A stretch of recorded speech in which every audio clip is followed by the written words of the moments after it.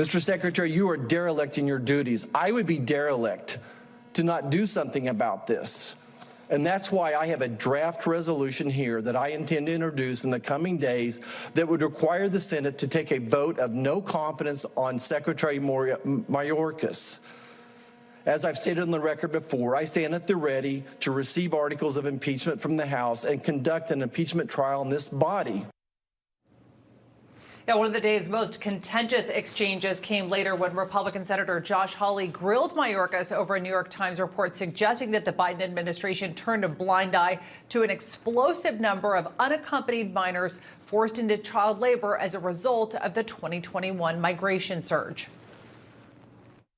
It is stunning to me, stunning, to hear you say that the prior administration reunited children with their parents. Oh, I see. So this is their fault? But you're not going to take any responsibility for the indentured servitude and exploitation of children that is happening on your watch. A moment ago, you were crowing about the fact that you treated children so well, and yet we find tens of thousands of children who are forced to work as slaves because of your policies, and you turn around and blame a prior administration.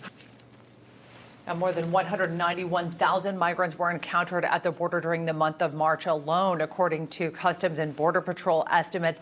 That's up 23% from the month prior. Secretary Mayorkas, Greta, admitting that there will be a surge when Title 42 expires next month.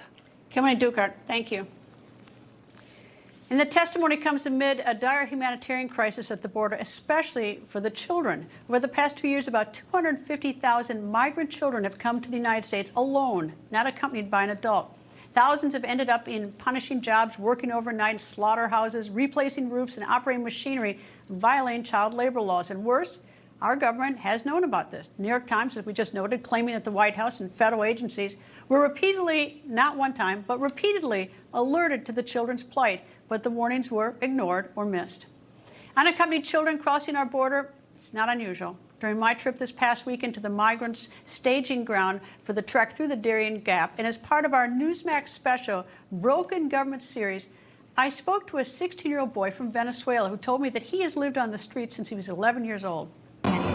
What kind of education do you want? Como estudiar, terminar mi año y salir adelante y estudiar para ser abogado. Why do you want to be a lawyer? ¿Por qué te gustaría ser abogado? Porque me gustan mucho los derechos y siempre me ha gustado los derechos y desde pequeño soñé ser abogado y siempre me ha gustado los derechos. Are you worried at all about this journey? ¿Estás de pronto algo preocupado, ansioso de lo que me espera si es que llegas a Darien? Pues siento como un mínimo termocito porque sé que lo que me va a encontrar, pero no pierdo la fe ni las esperanzas de llegar y lograrlo.